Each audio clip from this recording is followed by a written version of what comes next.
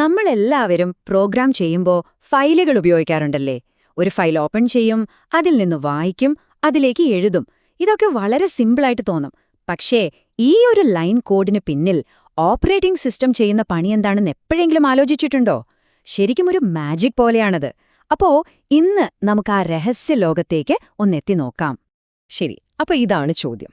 നിങ്ങളൊരു ഫയല് തുറക്കാൻ വേണ്ടി ഒരൊറ്റ ലൈൻ കോഡ് എഴുതുന്നു, അത്രയുള്ളൂ.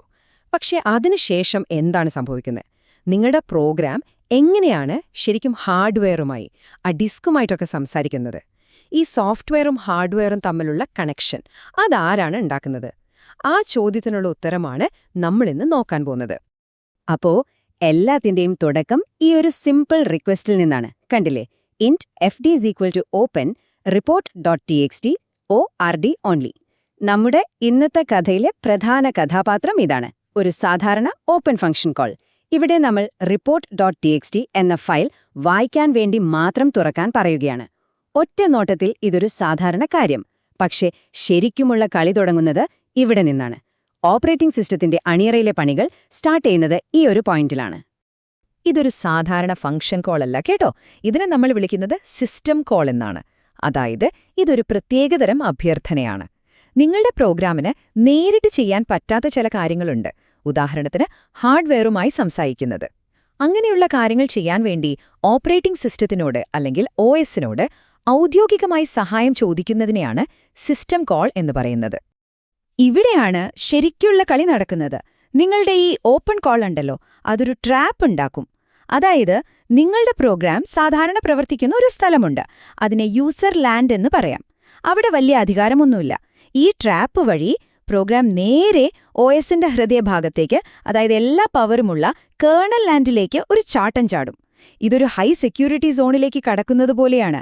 എല്ലാം OSന്റെ നിയന്ത്രണത്തിലായിരിക്കും. അപ്പോ കേർണലിന്റെ ഉള്ളിലെത്തി. ഇവിടെ OSന് വലിയൊരു ഉത്തരവാദിത്വം ഉണ്ട്. ഒന്ന് ആലോചിച്ചു നോക്കൂ. ഒരേ സമയം എത്ര പ്രോഗ്രാമുകളായിരിക്കും പ്രവർത്തിക്കുന്നത്? ഓരോന്നും ചിലപ്പോ ഒരുപാട് ഫയലുകൾ തുറക്കുന്നുണ്ടാവും. ഇവയൊന്നും തമ്മിൽ മാറിപ്പോകരുത്, ഒന്നും കുഴപ്പത്തിലാകരുത്, എല്ലാത്തിൻ്റെയും കണക്ക് കൃത്യമായിരിക്കണം. ഇതിനുവേണ്ടി കേർണൽ വളരെ സ്മാർട്ടായ ചില വഴികൾ ഉപയോഗിക്കുന്നുണ്ട്.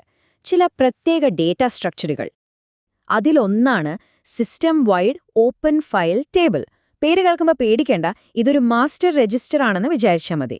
നിങ്ങളുടെ കമ്പ്യൂട്ടറിൽ ആര് ഏത് പ്രോഗ്രാം എപ്പോ ഒരു ഫയൽ തുറന്നാലും ആ ഫയലിനെക്കുറിച്ചുള്ള പ്രധാന വിവരങ്ങൾ, അതായത് അത് ഡിസ്കിൽ എവിടെയാണിരിക്കുന്നതെന്നൊക്കെയുള്ള കാര്യങ്ങൾ ഈ മാസ്റ്റർ ലിസ്റ്റിൽ ഒരൊറ്റ എൻട്രിയായി ഉണ്ടാകും. സിസ്റ്റത്തിലെ എല്ലാ ഫയലുകൾക്കും കൂടി ഒരൊറ്റ ലിസ്റ്റ്.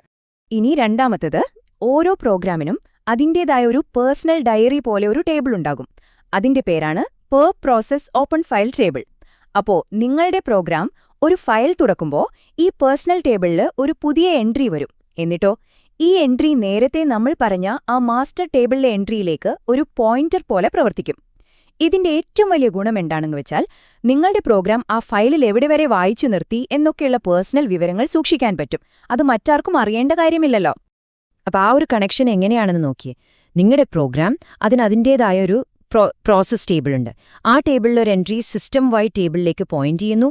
ആ സിസ്റ്റം വൈഡ് ടേബിളിലെ എൻട്രി ഡിസ്കിലുള്ള യഥാർത്ഥ ഫയലിലേക്കും പോയിന്റ് ചെയ്യുന്നു. കണ്ടില്ലേ? കൃത്യമായ ഒരു ചെയിൻ ഓഫ് കമാൻഡ്. ഇങ്ങനെയാണ് OS കാര്യങ്ങൾ ഓർഗനൈസ് ചെയ്യുന്നത്. ശരി, കേർണലിന്റെ ഉള്ളിലെ ഇത്രയും വലിയ സെറ്റപ്പ് ഒക്കെ ഒരുക്കി 2 ടേബിളൊക്കെ ഉണ്ടാക്കി ഇത്രയൊക്കെ കഴിഞ്ഞ് OS നിങ്ങളുടെ പ്രോഗ്രാമിന് തിരികെ എന്തായിരിക്കും കൊടുക്കുന്നത്? വല്ല വലിയ ഡാറ്റ സ്ട്രക്ചറോ ഫയലിന്റെ അഡ്രസ്സോ അങ്ങനെ എന്തെങ്കിലും ആയിരിക്കോ? അല്ല. അതിശയിപ്പിക്കുന്ന വിധം സിമ്പിളായ ഒരു സാധനമാണ് തിരികെ കിട്ടുന്നത്. വെറും ഒരു നമ്പർ. പലപ്പോഴും ആ കിട്ടുന്ന നമ്പർ 3 ആയിരിക്കും.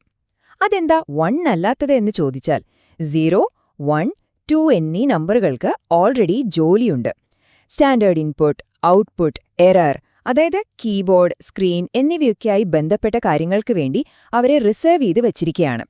അതുകൊണ്ട് തന്നെ ഒരു പ്രോഗ്രാം തുറക്കുന്ന ആദ്യത്തെ ഫയലിന് സാധാരണയായി കിട്ടുന്ന നമ്പർ 3 ആയിരിക്കും. ഈ ചെറിയ നമ്പറിനാണ് നമ്മൾ ഒരു ഓമനപ്പേരിട്ടിരിക്കുന്നത്, ഫയൽ ഡിസ്ക്രിപ്റ്റർ. ഇതാണ് നമ്മുടെ കഥയിലെ ഏറ്റവും പ്രധാനപ്പെട്ട പോയിന്റ്.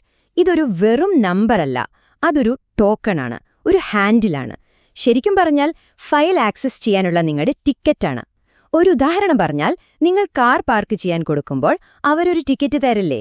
അതുപോലെ നിങ്ങളുടെ ഫയലിനെ നിങ്ങൾ OSനെ ഏൽപ്പിച്ചു, പകരം OS നിങ്ങൾക്ക് തന്ന ഒരു വാലിഡ് ടിക്കറ്റാണ് ഈ ഫയൽ ഡിസ്ക്രിപ്റ്റർ. ഇനി ആ ഫയൽ വേണമെങ്കിൽ ഈ ടിക്കറ്റ് കാണിച്ചാൽ മതി.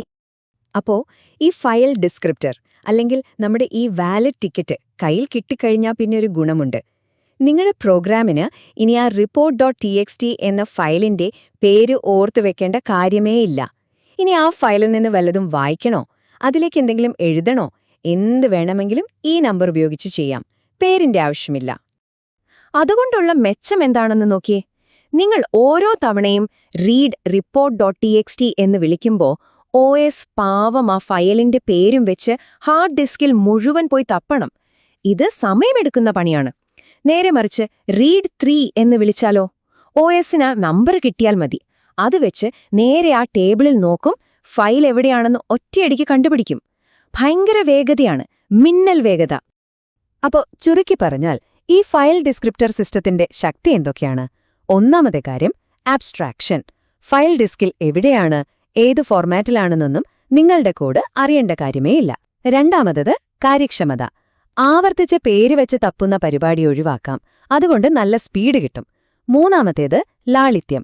വായിക്കാനും എഴുതാനും ക്ലോസ് ചെയ്യാനും എല്ലാത്തിനും ആ ഒരൊറ്റ നമ്പർ മതി. സിമ്പിൾ.